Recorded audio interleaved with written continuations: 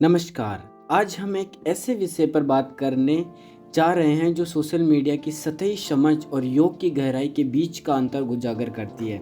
हाल ही में एक self realised व्यक्ति का एक वीडियो बड़ा वायरल हो रहा है। आज बच्चे बच्चियां कैसी पोशाकें पहन रहे हैं, कैसे आचरण कर रहे हैं। एक लड़के से ब्रेकअप, दूसरे से व्यवहार, फिर दूसरे से ब्रेकअप, फिर तीसरे से व्यवहार। इस क्लिप को आधा दिखाकर बिना पूरे संदर्भ को समझे उन्हें ट्रोल किया गया। बहुत सारे रिएक्शन के वीडियोस बने। पहली नज़र में यह अधूरा कथन रूढ़िवादी लग सकता है, लेकिन अगर आप योग के दृष्टिकोण से देखते हैं तो यह आधुनिक समाज की मानसिकता, भावनात्मक और नैतिक संस्कार को उजागर करता है। इस घटना का योगिक दृष्टिकोण से समझते हैं। योग दर्शन के अनुसार मन की 5 प्रकार की वृत्तियां होती है। पहली वृत्ति है प्रमाण। सत्य का अनुभव या प्रमाणिक ज्ञान, वह सत्य जो प्रत्यक्ष अनुमान या शास्त्रों से प्राप्त होता है उसे प्रमाण कहते हैं। महाराज जी का कथन प्रमाणिक श्रेणी में आता है, क्योंकि व्यक्ति अगर अधिक रिश्ते रखेगा तो अधिक कंपैरिजन करेगा, जिसकी वजह से उसके अंदर कम संतुष्टि आएगी और उसका मन सदैव अस्थिर रहेगा। यह बात जीवनानुभव और समाज के बदलते स्वरूप पर आधारित और प्रमाणित है। उनका उद्देश्य आलोचना नहीं, आत्मिक स्थिरता और संबंधों की पवित्रता पर ध्यान दिलाता है।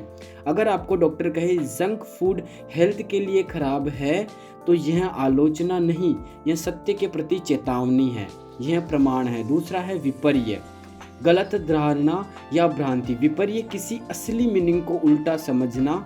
सोशल मीडिया पर महाराज जी की बात को महिला विरोधी, पिछड़ी सोच, जजमेंटल आदि मान लिया गया, क्योंकि उनका प्रमाण ही गलत था। एक हिस्सा काट कर दिखाया गया जिससे इस कथन का मीनिंग बदल गया। यह विपर्य है, लेकिन उनका उद्देश्य था मन की स्थिरता और वैराग्य की प्रेरणा देना। तीसरी वृत्ति है विकल्प, जहाँ किसी बात की सच्चाई ना हो पर मन में कल्पना बन जाए। लोगों ने यह कल्पना की कि यह एक जेंडर पर हमला है और उसी झूठी कल्पना से अब ट्रेंड बन रहा है कि संत सिर्फ मोरल पॉलिसिंग करते हैं।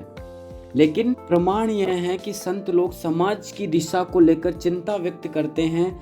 जितने भी वीडियोस आप देख रहे हैं सभी की अपनी कल्पनाएं हैं। कोई ट्रोल करना चाहता है, कोई टीआरपी चाहता है, तो कोई वायरल और ट्रेंडिंग होना चाहता है।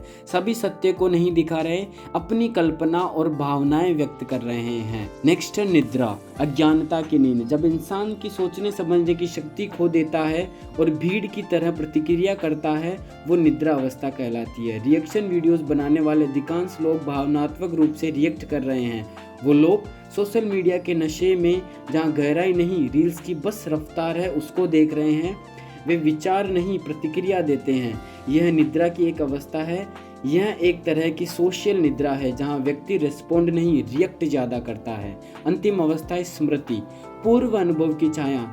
जिनका दिल कभी टूट गया था, जो लोग टॉक्सिक रिलेशनशिप में थे और जो व्यक्ति पार्टनर शॉपिंग करते थे, उनकी स्मृति उन्हें वैसा ही सुनने और देखने पर मजबूर कर देती है। उनकी स्मृति सत्य के प्रति उनको बार बार ट्रिगर करती है। वो सदैव असंतुष्ट ही रहते हैं, फिर वो सामने वाले के सत्य में भी अपनी संतुष्टि निकाल ही लेते हैं। और स्मृति अगर हार्श होने लगी तो वो धीरे धीरे बुद्धि का नाश करने लगती है, और जब बुद्धि नाश होती है तो व्यक्ति खुद को उन वृत्तियों के स्वरूप ही मानने लगता है। तब दृष्टा अपने आत्म स्वरूप में नहीं आ पाता। बुद्धि नाश होने पर बार बार व्यक्ति विषय बदलने लगता है। बार बार रिश्ते बदलने, लव इन में रहने से व्यक्ति की मानसिक रूप से अस्थिरता आ जाती है, और मनुष्य तब तक किसी एक जीवन साथी से संतुष्ट नहीं रह सकता जब तक वह वासनात्मक आकर्षण के ऊपर नहीं उठ जाता। महाराज जी ने किसी को नीचा नहीं दिखाया, बल्कि समाज को आत्मचिंतन का आईना दिखाया। उनका उद्देश्य अंतःकरण से था, बाहरी संबंधों से नहीं, बल्कि आत्मिक स्थिरता में सुख है, यह बताता है। तो अगली बार जब आप किसी भी कथन को सुने या देखें, पूरा सत्य जानिए, टुकड़ों में नहीं, क्योंकि योग हमें बताता है योग चित्त वृत्ति निरोग है। योग का अर्थ है मन की इन वृत्तियों को नियंत्रण करना, अन्यथा ये वृत्तियां क्या कर सकती है, ये आप सभी के सामने है। ये वृत्तियां सत्य को भी मजबूर कर सकती है प्रमाणित करने पर। धन्यवाद। अगर आप सभी को यह वीडियो इन्फॉर्मेटिव लगा तो इसे प्लीज़ शेयर ज़रूर कीजिएगा।